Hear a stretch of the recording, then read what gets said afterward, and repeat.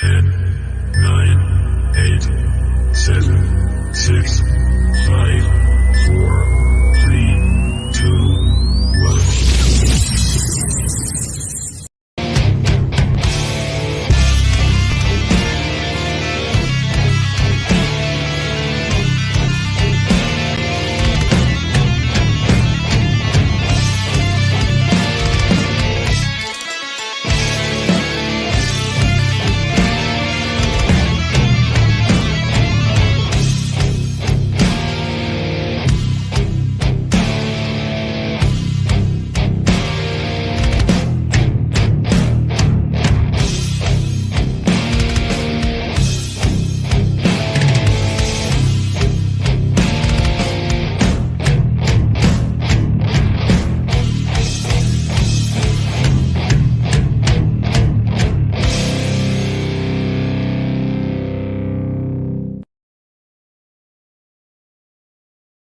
Boom! What is up, everybody? Welcome back to the NXT Round Up. It is your boy, the dad bod god himself, the bald, the fucking beard, the fucking beautiful Australian sensation himself, Piers Austin. And tonight, or I should say in this morning, we do not have the one-ton sex machine Glen Sexton on with us. No, he isn't Burger well, so King we today. wish him all the best.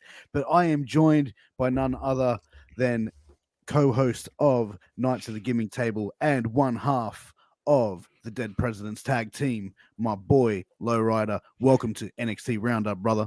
What's up, everybody? Good morning or good night to you Australian folk. But how y'all doing today? We're good, man. We're Oh, good. We're man. good. We're good. Thank you for jumping in and doing the show with us today. But before we get started, let's take a quick moment and thank some of these sponsors that help us keep the lights on up in this bitch. First off is Sleefs.com. That's SLEEFS, Sleefs.com. If you or someone you know is an athlete, you need to check out Sleefs.com. They've got armbands, they've got headbands, they've got mouth guards, they've got boots, they've got compression pants, compression socks, compression shorts, and guys, they've even got these dirty fucking boxes, which are absolutely insane. They sent me a box of these boxes, a box of the boxes of the boxes, and they are the most comfortable boxes that I own, bro. I know that LowRyda rocks them. He loves the one with the big elephant trunk at the front of it. Yeah. Man, I really prefer the dick sleeves, though. I haven't seen them on the website, bro. I have That's to the check thing them next out. to the left. Everybody thinks it's an arm sleeve, but that's really Mega's been using that as a dick sleeve. Well, there you go, guys. Go to sleeves.com, use promo code MWA pod to get a 10% discount on your final purchase. Next up, you want to take this one, LowRyda? Sure thing, brother. Healthvape.com. Health Vape sells healthy vaping alternatives. All their products have no nicotine, no harmful or addictive chemicals, and they are vitamin infused. So make sure you pick yourself up some of their vape and pod products. And of course, you guys got to use our code MWA pod for that 10% discount. Oh, yeah, man. And I tell you what, the MWA Podcast Network, we have got a lot of great shit going on, man. Every single week, bro, we have multiple shows. We got 7 shows that go out live every single week. You know, we got, Killing the Business with the former ECW original, the Kingpin, Angel Medina with, King Mega, and also Glen Sexton. We've got Knights of the Gimmick Table with you and your brother, the Dead Presidents, every single Sunday night. We've got Get Funked hosted by Alan Kwee Funk, former WCW and TNA star. We've got the Funk and Kingpin show. We've got Wrestling with Sports. We got Shooting the Shit Uncensored. Bro, we have got to be one of the busiest networks going today, bro. And we just have nonstop content going out, bro. And it's just amazing, bro. Huge shout out to you and Charles and Glenn and Brad, man. Y'all are like on there all damn day, like making sure that all of our stuff gets out and making sure that our shows get loaded up. And so huge shout out to y'all, man, because without y'all, we wouldn't be able to do this shit. Thanks, man. Y'all work your regular jobs and do this shit. So shout out to y'all, man. You got to do what you love, brother. You know what I'm saying? Exactly, man. Dude, let's get into it, man. NXT this week, bro. NXT, we had Halloween Havoc, bro. I'm a bit disappointed they didn't make this a takeover special.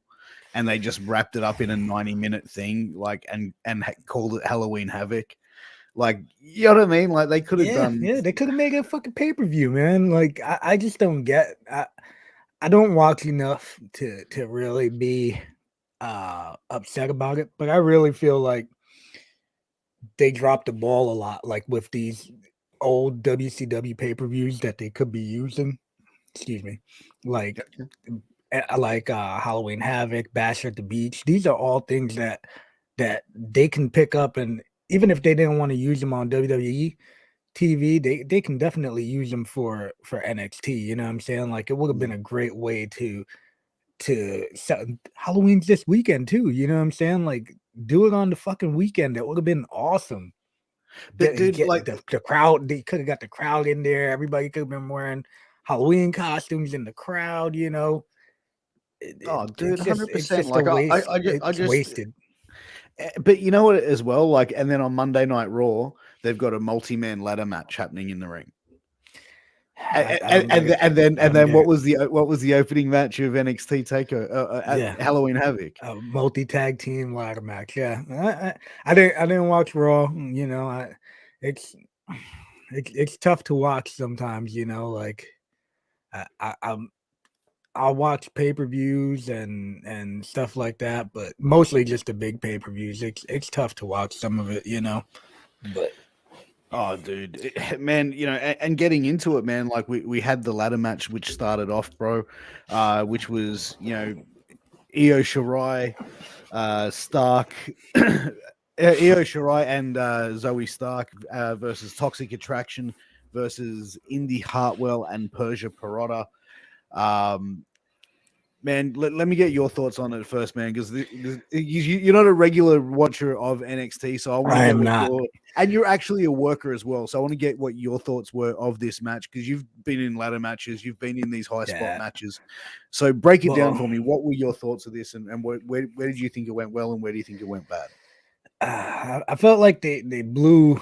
You can see they did some cool shit. Don't get me wrong. Cool. Some of their spots were cool, but it looked like they were struggling with the ladders, which, you know, obviously it's not easy to just be moving around the ladder. And some of them girls are kind of, I guess, smaller, you know, but they did some pretty cool spots with them.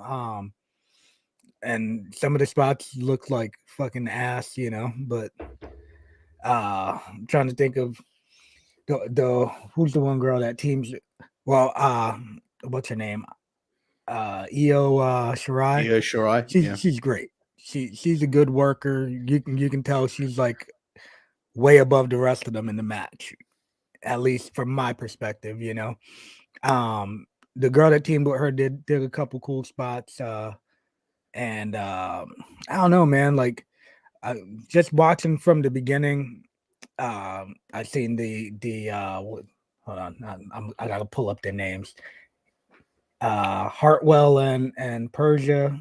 And when they came out, I didn't even know that one girl was Australian. Are they both Australian or just the one? Yeah, they're both from Australia. So yeah, the first thing I thought was they were doing a little bit of an iconic style gimmick with their pose when they came out, and I was like, huh. So they got rid of the Iconics, and these girls kind of are doing a little bit of the same thing. Not really the same move set. I feel like they were more advanced than the Iconics were when, you know, they first got up there, but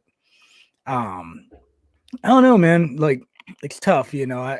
The ladder matches, they're very hit or miss. You know, you gotta either go fucking balls to the wall and do, or, you know, I guess tits to the wall. I don't know.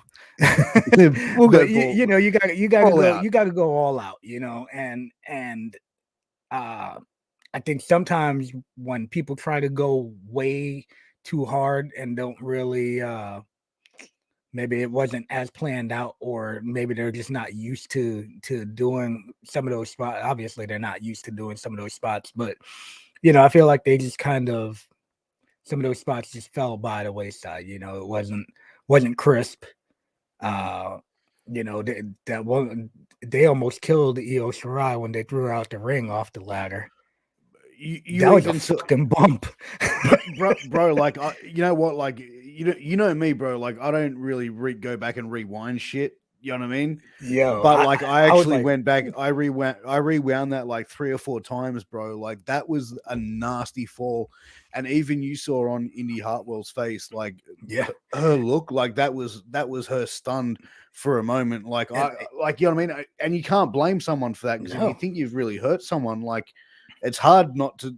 You know can what I see the mean? whole Like, ladder even almost went over with her. I was like, holy yeah. fuck. I was like, ouch. But hey, How do you think that was supposed to go down though? I don't know, man. I don't know. I'm guessing she was supposed to take the bump onto the ladder the way, but I don't think she was trying to take a side bump, She kind of hit like a weird angle on it. Ladders are fucking dangerous, man. Like they gotta, if you're jumping off of them, you gotta get either the proper base or somebody's gotta hold it. Like I just watched a video of my boy Bufa out in China jumping off a ladder. Well, from back in the day of him jumping off a ladder versus the SAT, and you see like, most fans probably wouldn't peep it off rip, but while his partner's selling on the floor, he's up at the top of the ladder. He jumps off to do an X Factor through a table on one of the SAT members, and as he jumps, you see his partner laying down, grabs onto the bottom of the ladder to hold on to it. And then you see even the ref grab onto the ladder. Referee Jim Molyneux grabbed onto the fucking ladder at the same time, because if you leap forward, that ladder is going to shift. And I was telling my boy Bufa how I remember when his partner Murder jumped off the ladder at the doghouse, man. They had like I want to say it was the 28-foot ladder. Thing was fucking gigantic. Yeah. And when he went to jump, the fucking ladder moved. Obviously, nobody was holding it because the pressure off the ground and stuff like that has moved. So he was jumping. From the outside of the ring, right? So the ladder's set up outside of the ring, and he was still way up higher than the ring, And when he jumps, the ladder shifts. He did not make it into the ring. He landed fucking nosedived right onto the apron. Everybody thought he was dead, bro.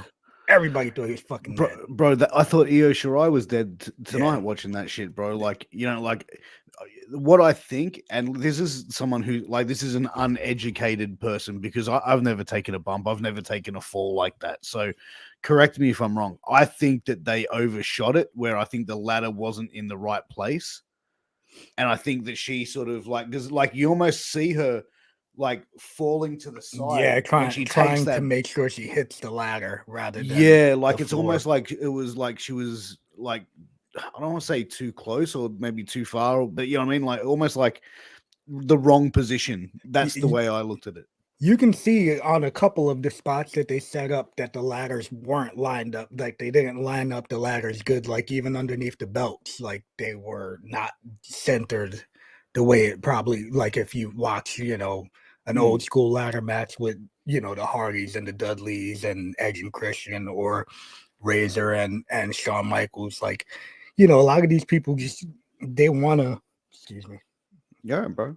They want to get back to that, that glory that those guys put out there. And, it's hard to live up to that, Bro, tell me about it, man. and you know what? One of the things I wanted to ask as well, did you see the messy fall from the ladder that Gigi Dolan did, like the one with the like orangey hair, and she fell back into her partner into the corner, and it was like the corner. Yeah, and it was like this sickening sound. I thought then as well, because I know Jessie Jane they thought she was injured a couple of weeks ago. Oh, and really? Gigi Dolan got busted open as well. So I don't know if it's coming down to these girls not being seasoned enough or being like in the moment. You know what I mean? Like maybe that adrenaline, and they just sort of. Now the girl with the orange hair, you said her name is Gigi Dolan? Yeah. Now, to me, seeing her my first impression was I remember Becky Lynch had the orange hair like that, Yeah. And then you see her face, and she kind of looks almost like Paige in the face. I was like, what the fuck? So, to me, it's like, it's obviously they're telling them, what color to dye their hair and everything like that. And I feel like it's dumb on WWE, on NXT and WWE's part, because like for me, somebody that doesn't watch regularly, the first thing I thought was, That's not really very original, you know. Like they're Yeah. making her pretty much do Becky Lynch's old hair color.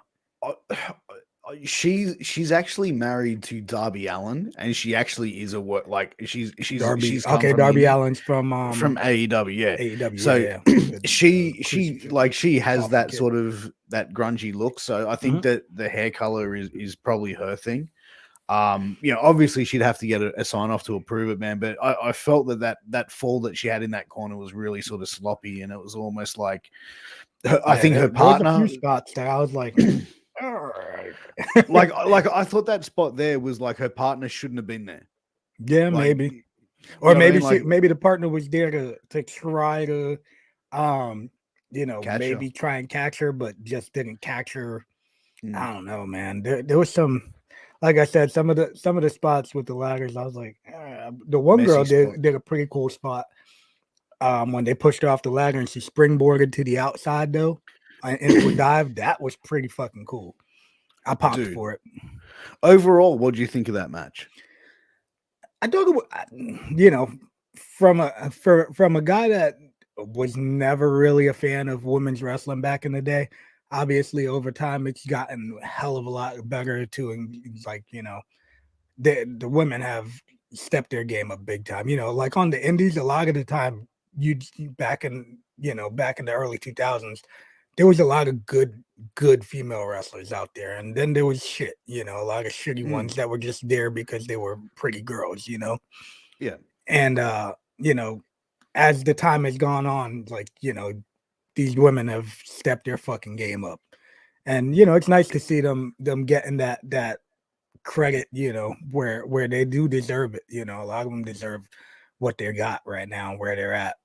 So yeah, I mean, I'd you say look the at what match was women's wrestling 15 years ago. Yeah. Women were fighting to get on the card. Yeah, know. they were getting scrapped off shows, and if they were on a show, it was like a 2-minute segment where they had to pretty much they probably had like a 5-minute match set up, and they had to wrap it up in 2 seconds. 100%. I thought overall the match was okay.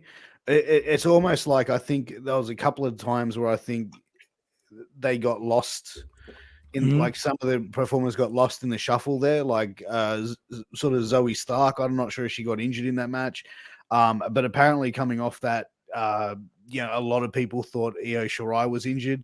Io Shirai did a moonsault onto Jessie Jane, which I thought was a little bit sloppy because where she landed was on the ladder. The ladder? Yeah, I did. And see she that. landed on her head. And the thing is, Io Shirai has been known for doing some sloppy moonsaults. Oh, okay. So, like, you know what I mean? Like, that to me was like, okay, is this a move she should probably start fucking doing something else? Maybe they should scrap it, man. The way they do, when people start hurting people or hurting themselves, they'll scrap a move from them. Like, hey, you need to do something else. Maybe they need to switch it up and have her do something else, because if she's hurting people and hurting herself, especially in the ladder match, man, why would you, if she's been sloppy with it in the past, why would you take that risk that she misses and lands on the fucking ladder, and potentially really hurts herself?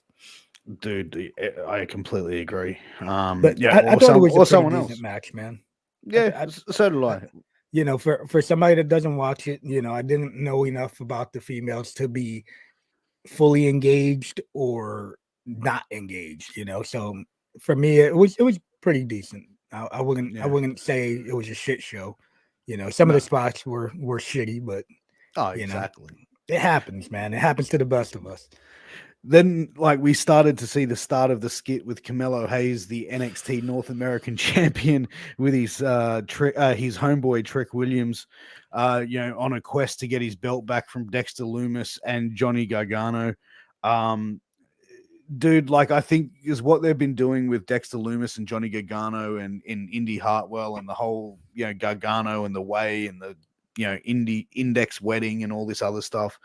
They've really found a good mixture of what works with these guys, which is comedy. And I think someone like Johnny Gargano, who's been around for like years, can now sort of extend his career because he's doing probably less time in the ring, but he's getting the equal amount of time, if not more time than anyone else. Yeah, he's getting a lot of TV time out of it. In vignettes, and he's probably prolonging his career from it as well, which is great. But I'm starting to get the feeling now they're beating a dead horse with it. Now bringing in like a Carmelo and a Trick to come and get the belt back, and obviously that's going to build up into a feud.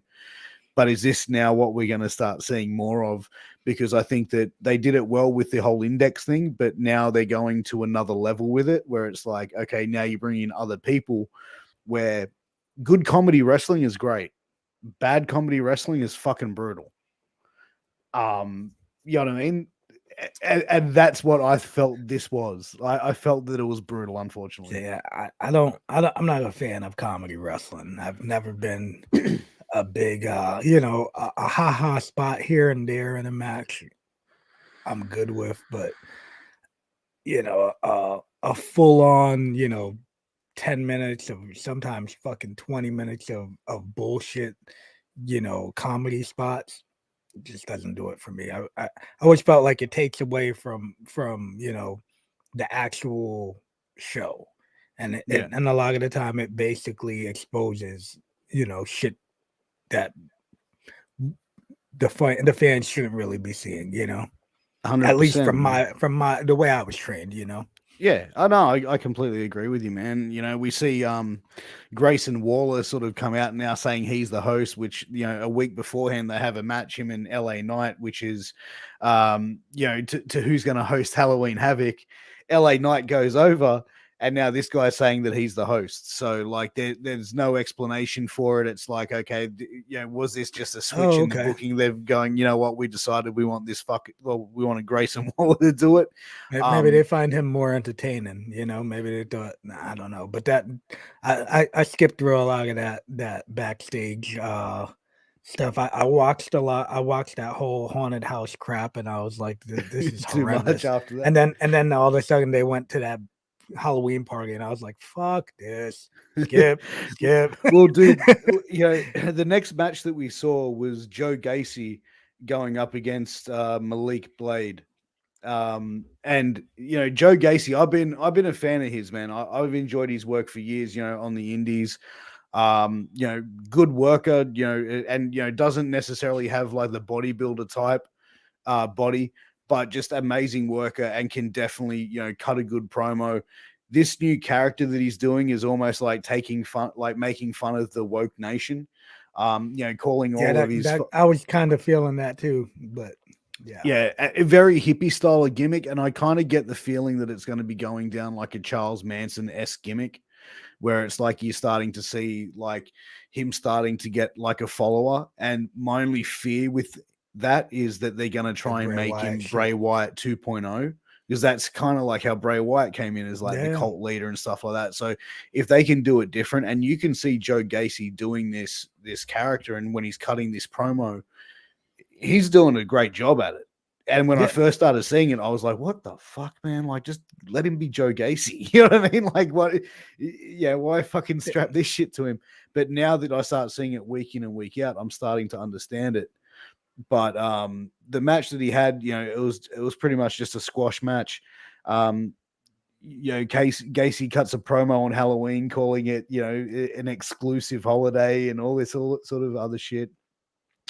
Haaland interrupts, the match as well, and Haaland, that guy has been labeled as the next Brock Lesnar.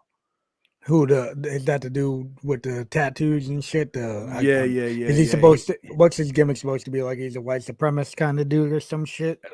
We don't know yet. We don't know. We're still learning it as a week to week. But he's like he's Gacy's follower at this stage. But is he a big dude like that? Bro, this guy's massive, dude. Like Parker, his shoot name is Parker Bordeaux. And he played college ball, and he got picked up out of college because he posted a photo on Twitter or Instagram or some shit, and WWE saw it. And he called himself the next big thing, and Paul Heyman retweeted it, and then that's I think how he got sort of everyone's attention. Okay. And he looks like a Lesnar Jr. too. Like he looks like he's the offspring of Brock Lesnar. Yeah, he looks like a big dude. I can't really tell sometimes like how big people for me, like I'm not a big dude, you know what I'm saying? So Me neither, bro. sometimes you see some of these guys on TV and they look fucking small, and then you see some of these other guys and they're fucking, you're like, oh, that dude ain't that big, and then you see him in person, you're like, holy fuck, that dude's huge. So, I think it's bro. a weird, sometimes the camera doesn't do some of these guys justice. And then when you see them compared to somebody else, it's like, oh damn, yeah, that's big fuck. Yeah, dude. But man, like, what do you think of the match? Like, again, it was like I said, just a quick squash match. I think to quick, get him man. over. I think Joe Gacy's good, man. I seen a lot of his shit, on and off through indie work that he had done. But I think he's pretty good, man. And I like the gimmick that he's going with. Obviously, I feel like it is. The first thing I was thinking was it was a little Bray Wyatt-esque. But yeah, I was trying to figure out where they're going, what the gimmick is with it, and where they're going with it. But do you think they're still trying to figure it out? Yeah, maybe it might just be that. I think a lot of I hate the finisher though. I fucking hate the finisher. The springboard. Yeah, it's fucking stupid. Like, it's fucking just give somebody a big fucking clothesline. You know what I'm saying? Like, or give him a power move, like, because he's not a he's not a little big, guy, like, small dude. But it's so dumb to do that that springboard bullshit, the handspring into the ropes, because sooner or later it's gonna fuck up. Whether the rope isn't gonna give you the snapback that you need, or something, or your arm gives out while you go do the handspring, and then it's gonna look like shit. Why run the risk of your finisher looking like shit? I completely agree, and yeah, you do run that risk. Yeah. With it, I think that the match itself was a throwaway just to try and build that storyline. For him and Haaland, the love affair or whatever it is. But it's like I said, it's interesting to see where they're going to go with it. I just hope that they have got a long-term plan with it and they're not just sort of spinning the wheel and going, all right, this week we're going to have you do this, so it's like, hopefully we don't see him being like the next, A-Train dancing with Tyrant. You know what I'm saying? Like, yeah, you're right. Hopefully they'll do something cool with him, because like I think he's good, and I think they can do.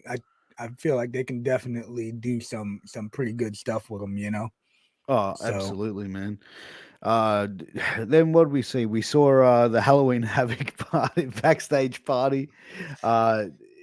Man, you know what? Like, I get it that it's Halloween and shit like that, and like everyone takes Halloween seriously.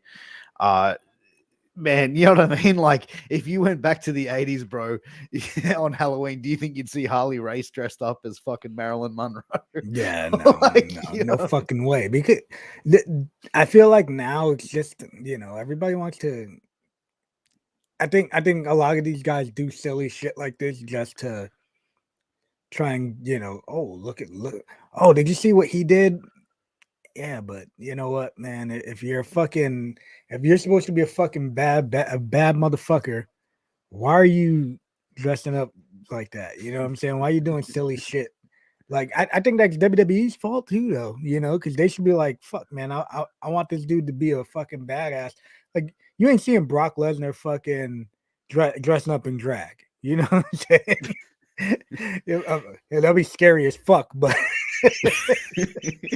Hey, bro, you know what, man? From what I heard, Brock's all about the money, man. They offer that big enough check, bro. Maybe, but I just feel like they wouldn't do that themselves, because why the fuck would you want to ruin? You devalue your own products, bro. Like, you're shooting yourself in the foot. Now, like I seen fucking videos and photos of Braun Strowman when he was supposed to be the monster over here wearing fucking bunny rabbit costumes and shit. Like, bro, get the fuck out of here, man. Wearing booty shorts. You're ruining yourself, dude.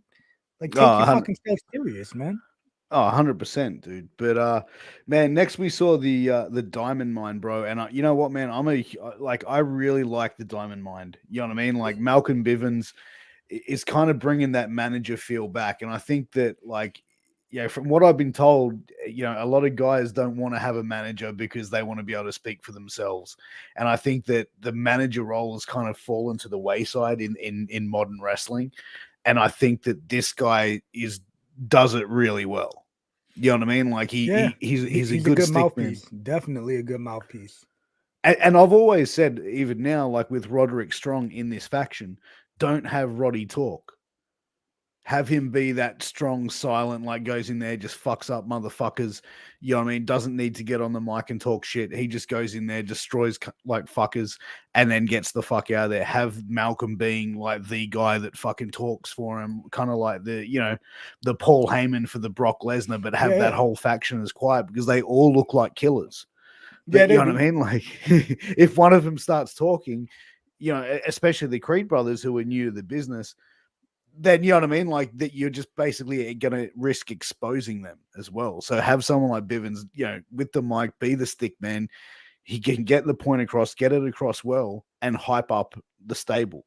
Yeah, but definitely. Who's the guy that he was working, the big black dude? Roderick Strong versus Odyssey Jones. Okay, is he he's a new guy, yeah. Okay, he's one of NXT talents. He's not like enhancement or nothing like that. No. He's an NXT talent. Okay. Yeah, so he big was in dude, man. He was in the breakout tournament, man. He is like a very solid dude, bro. It's funny, in the breakout tournament, he had like this, like, you see what he wrestles in, like his tights and shit. The singlet. Yeah, he had this singlet on, bro, and he looked like Mark Henry 2.0.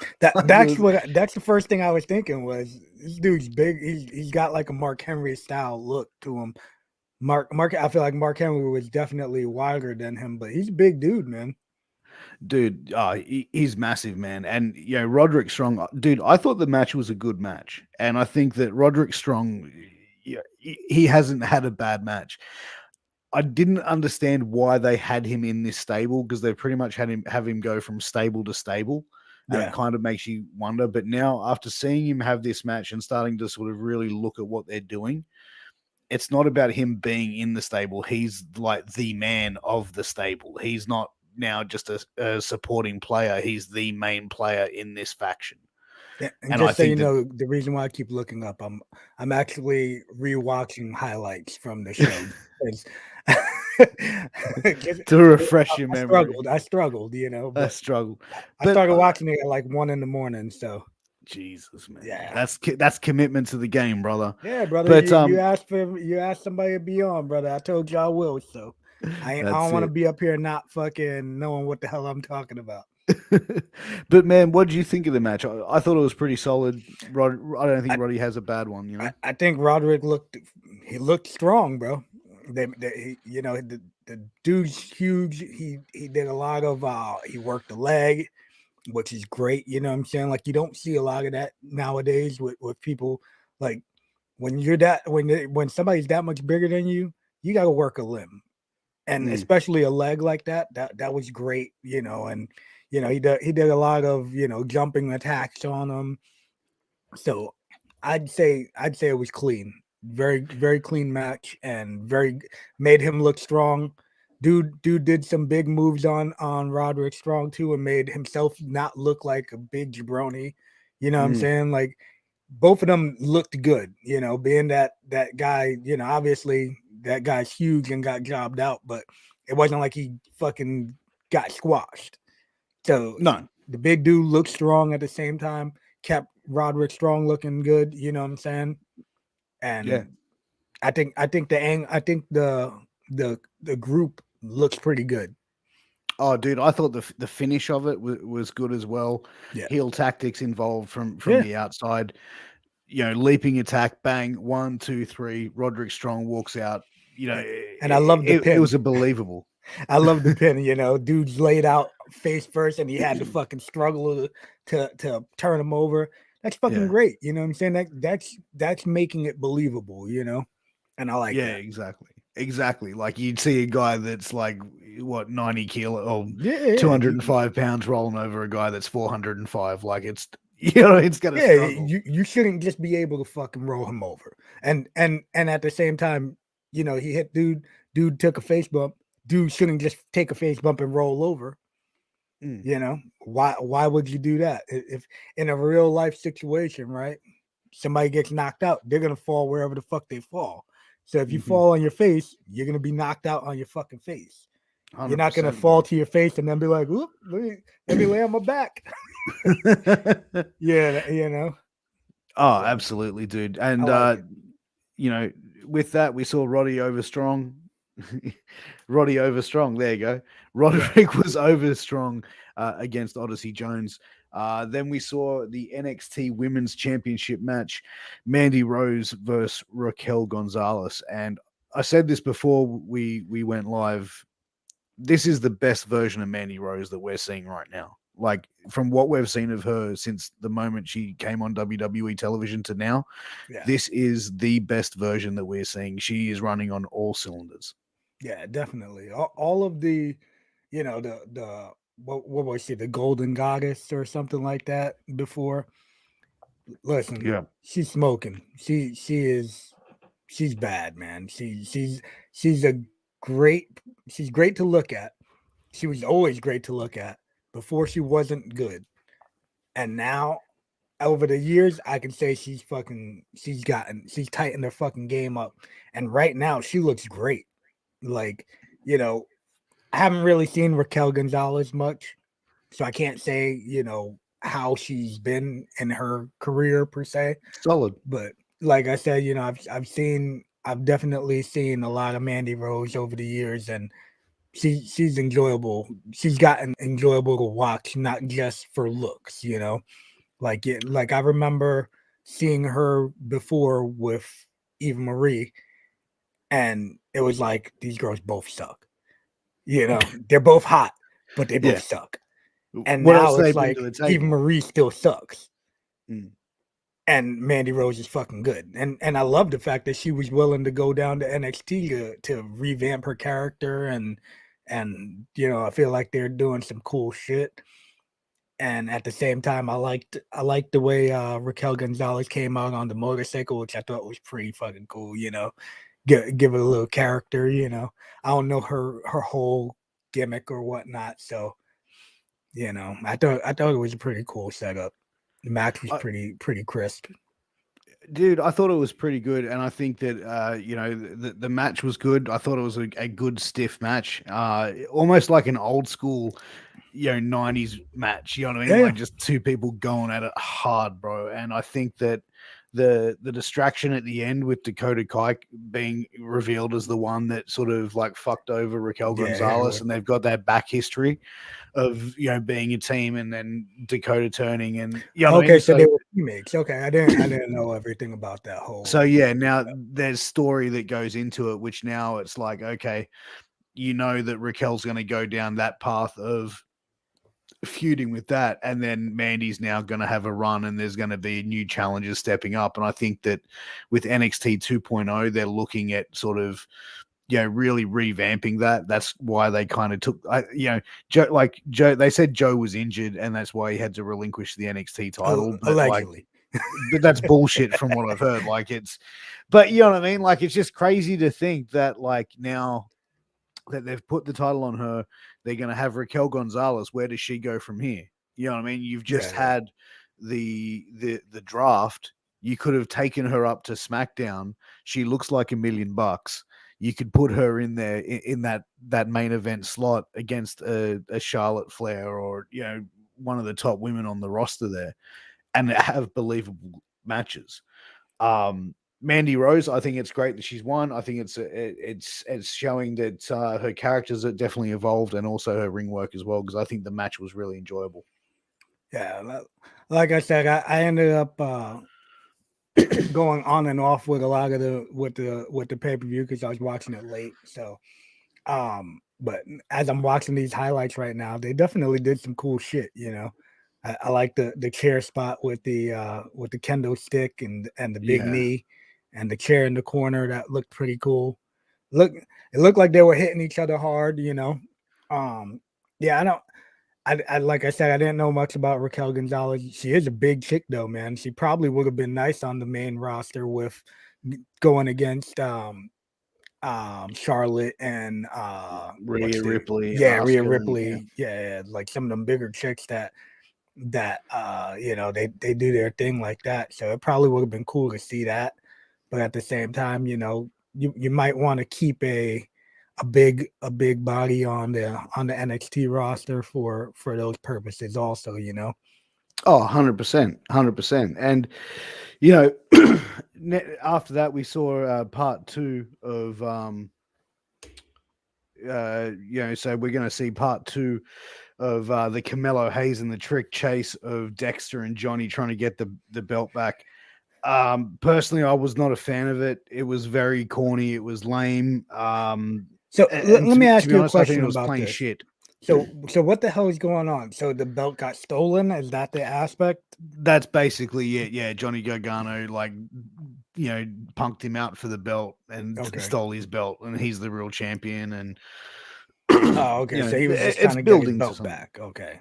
Yeah, exactly. Because I was like sitting there and I'm like, what the fuck is this shit? Like, it was just so cheesy, man. So kid like, it's like to me it was almost like why are you doing this bullshit, when I don't the cinematic matches, if done right, are pretty fucking cool. Yeah, this was not done. This was not done right. This was fucking. It looked like they went to a Halloween, Halloween Horror Nights without the good fucking setups that Halloween Horror Nights has, and basically just walked around and were like, "Hey, you mind if we film you?" Like, it's fucking stupid. But even that's what it comes down to what I said before. It's like bad comedy wrestling is painful to watch. Yeah, that was bad comedy wrestling. And I mean, like I don't know if it's the performers or if it's just the storyline and the complete nonsense of it. Like, I don't want to shit on anyone from a performer sort of thing, but could you imagine getting that piece of paper and like you're going to walk through here and you've got to be like this big bad motherfucker and you know what I mean? Now you got to be scared and you're getting scared by fucking gimmicks in a Halloween attraction. Yeah, fucking man. Stupid. By the way, I can say I did like the fact that they did spin the wheel gimmick. Yeah, because that brought back the old school, Halloween and Halloween Havoc.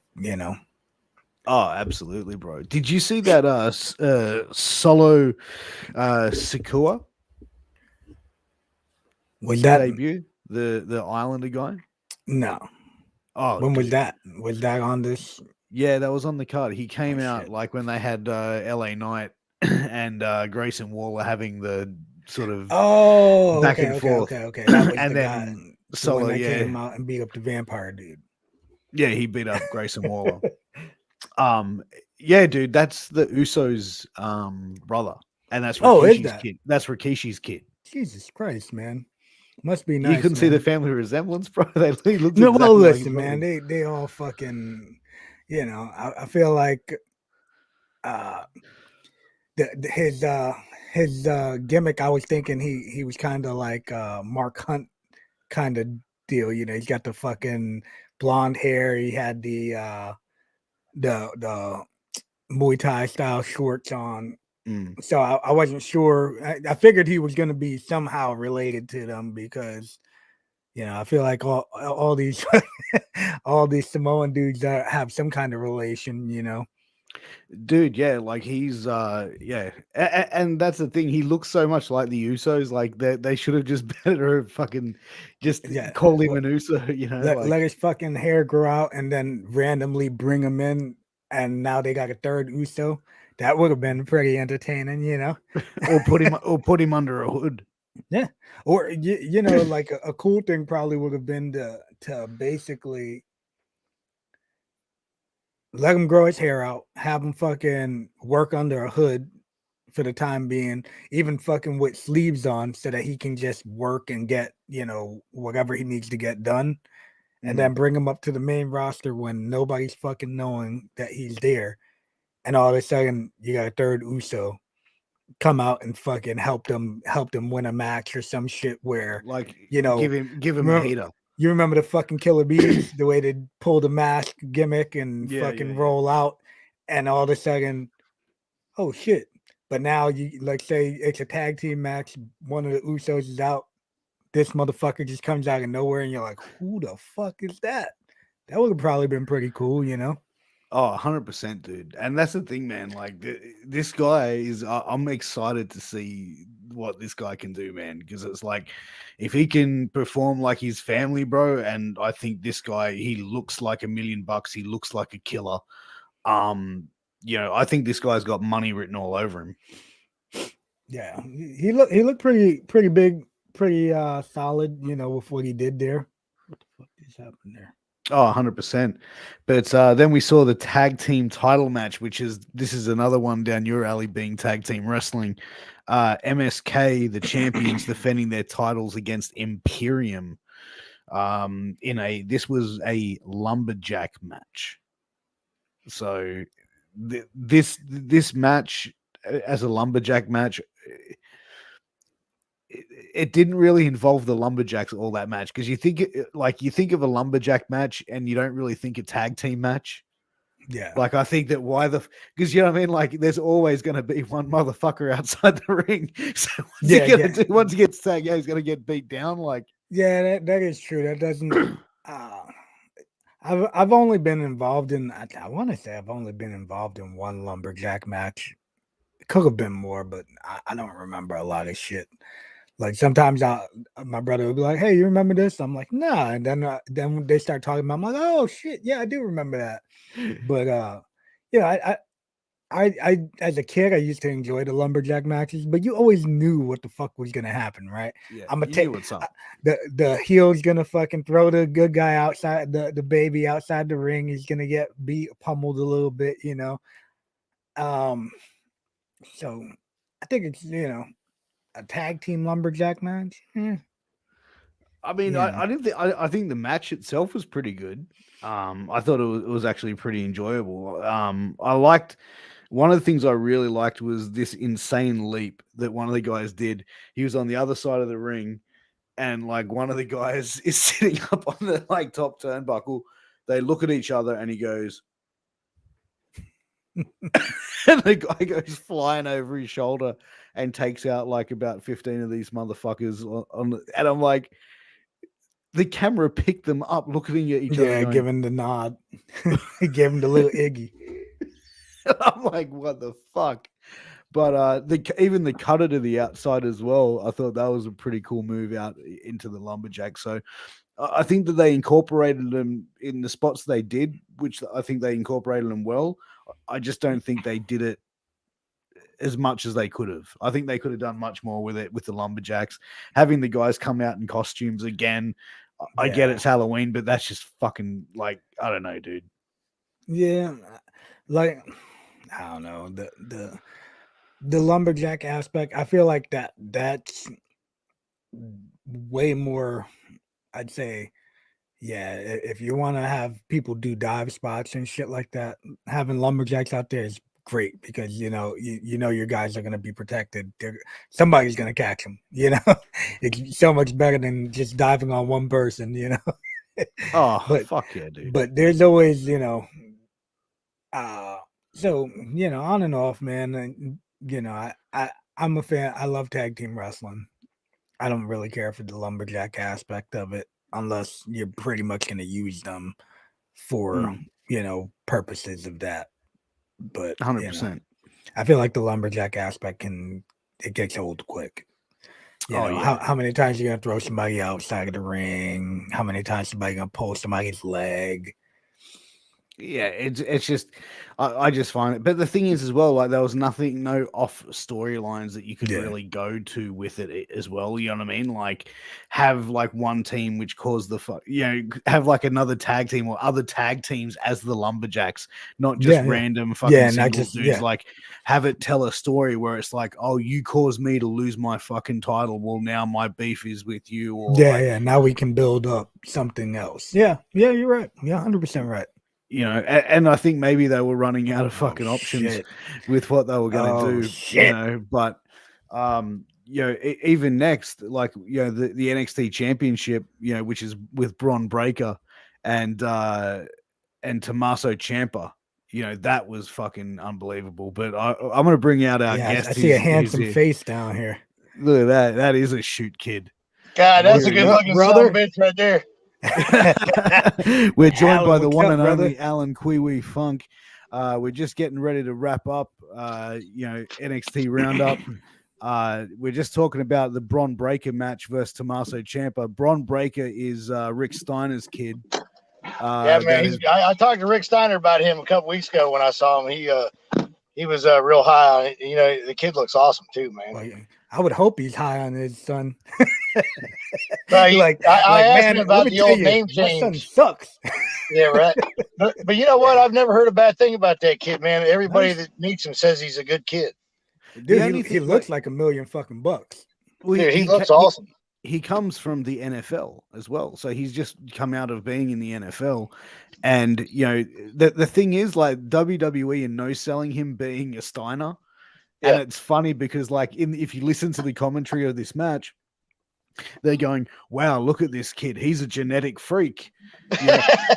You know, will this young pup have enough, you know, bite? You know what I mean? Like all these little fucking Steiner, like, things like that.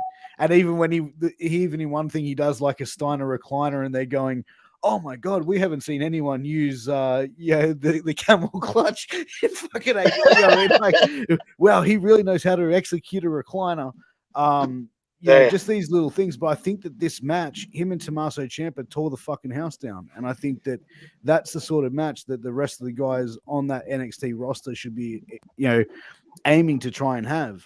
Because these guys told an amazing story in that ring. They went back and forth. And this was a babyface versus babyface match, which for a fan's perspective is hard to be engaged in that. You know what I mean? Because it's like you want to, you know, if you're a fan of both of them, who do you root for? Who do you want to sort of get behind? And I think that these guys really told that story well. Hey, there's mutual respect here, but we're going to fuck each other up when we get in that ring. And I think that that's the story that they told. I don't know about the other guy, but if Steiner's anything like his dad, man, he's a little rough in the ring. Well, that's pretty much like Tommaso Ciampa. He's very, very stiff. Dude, he's been around for years. Dude, kind of like a Japanese strong style. Yeah, Ciampa's fucking awesome, man. He's not a big dude, and he goes in there and does his fucking job, man. He always looks like $1 million, man. He's another one that I feel like you don't fucking see a match and you're like, man, this guy, he really shit the bed, you know. Yeah, like he's in phenomenal shape. He's fucking lean as fuck, man. This match that these guys had, you know, like I said, very old school type of match. You know, great back and forth. I think, you know, even with, you know, Steiner, Bron Breakker, you know, doing the favors here in this match, he's still fresh. He's still new to the company, and his way into the company was basically like a build up and to go and have like a main event match at a significant show. I think that that's welcome to the business type shit, kid. And I think he proved himself as a performer in this match that he can hang with a veteran like that and he can put on a match at that caliber. Well, that's good. I hope he keeps it up, man. I hope they treat him good up there and he rises to the occasion. Yeah, he looks great, man. I love that he does the Frankensteiner. You know, he does a lot of his moveset is pretty much straight from his dad and his uncle. Which is cool. Well, he needs to do that though. He needs to keep that up, cool, man. But you know what? He botched one thing in the ring, and you know, like he got up, he didn't look flustered about it, and he got on with the show. You know what I mean? Like that's one thing even we saw before where we talked about Indy Hartwell and Io Shirai and Indy Hartwell looking almost like stunned. Oh shit, I've really hurt her. You know what I mean? Like, yeah. Whereas he sort of, you know, had that stuff up. Obviously it wasn't to that significance, but was able to get back up and go, all right, let's go like back into the next spot. That shows obviously, you know, his old man who's really sort of instilled that sort of confidence in him, because that's the sort of shit that you see from like veterans, not someone who's just coming into the WWE show. Oh yeah, you got to be disciplined to be Steiner's kid. I remember the first time I seen that his kids. I met them when they were like little kids. I'm talking like little kids. This was 20 or 18 years ago or whatever. I remember they were at the airport, Rick and his wife, and his kid in Atlanta was in the bag thing. We kept putting his head over and trying to grab bags, and they'd smack him in the head. Rick grab a hold of him, throw him in the sit your ass down. That's the first thing I remember about seeing his kids back in the day. I was like, dude, I even told one of my buddies I was with, I said, could you imagine being Steiner's kid? I'd be scared to death of that son of a bitch. Just, your dad would just be walking in going, row, row. Right? He'd fucking run. Oh, man. Yeah. You'd have to have thick skin. But LowRyda, what do you think of the matches overall for Ciampa and Bron Breakker? See, so I've heard about Breaker. So, I didn't. This is my first time actually seeing him work, and to see him work against somebody like Ciampa, man, he did great. He looked phenomenal. They both looked great in the match. So I'd say both of them did their damn thing. They told a great story in the match. Both of them looked strong. He had to he hit him with his finisher twice after that, so, it kept him looking strong, didn't kill his finisher at the same time, so I think it was a good way to get the kid on a big show, Halloween Havoc, and the night like that. Why not? Do you think if they would have done the switch of the title and put the title on Breaker, do you think that would have been a bad move? Yeah, I don't think if he's that new, I don't know how long he's been there, but I feel like you don't want to push him too quick and end up fucking, sometimes people get egos, I'm sure his dad and his uncle fucking definitely taught him better than that about the business, but at the same time, you don't want to start him out with an ego. You know what I'm saying? Yeah, he's probably 100%. Already got that fucking mentality, like, yo, fuck around and I fuck you up. Yeah. But at the same time, you don't want him to be like, oh fuck, I just got here and I'm already the champ. What's up? Yeah. Some motherfuckers let that shit get to their head. They need to build him up like the old Tommy Rich, man. Never let him win a match, Hey man, they had him come in and go over LA Knight, in his first night in. You know what I mean? So I think that they were definitely very high on him. Again, he looks $1 million. He looks like a Steiner. He talks like a Steiner. Yeah. I think they should have just called him Steiner, to be honest. You know what I mean? Like that would have been the I asked his dad about that, and he didn't really have nothing to say about it. He wouldn't comment on it when I was talking to him about it. Oh, what do you say? No comment. Well, he's like he just kind of looked at me and gave me that look like, well, you know. Yeah, exactly. I'm not gonna say shit. I don't want to get myself. I don't want to fuck my son over. Yeah, But guys, well, not that he would have with me, but he just didn't want to really talk about it. So it's either a sore subject or he just ain't got nothing to say about it. Yeah, 100%. Could be. But guys, let's wrap up the show. We'll take the conversation backstage. But that's been your NXT Roundup. LowRyda, what did you think of Halloween Havoc 2021? And then I'll follow it up with Alan after you. So, being that I fell asleep a couple times while watching it, I will give it 3 Z's. Nah, honestly, man, all in all, like I haven't watched NXT in a minute. Watching it wasn't the best, but it wasn't the worst. I just wish they would have done it as a pay-per-view, and it probably would have been more entertaining. I love that they brought back spin the wheel, make the deal gimmick. Yeah. Some of the matches were cool. I feel like they could have done some more though. But hey, I guess for a regular show on a Tuesday night, fuck it. Good enough. Alan, what do you think of the show? I'll be honest with you guys. I didn't watch one damn minute of that show. I was here for the party. So, I mean, my bad. Man, that's all good. Hey, look, you know me, Piers. I'm in bed early, bro. I told you I'd try to hop on here if I could. I was just trying to support the show. You know what I mean? You're the man, Alan. Hey, But man, you we know, love seeing your face, Alan. absolutely. But I have to say, look, I agree with what you said, LowRyda. They should have made this a special event, a takeover event. Done it. Even do it on Halloween, bro. Like, Yeah. what is that? Well, Wait, that's SmackDown, right? Halloween is Sunday. Halloween's on Sunday. Yeah. Perfect. Do it on a Yeah. Sunday night. They could have done something with it. They didn't. They did it as a regular show.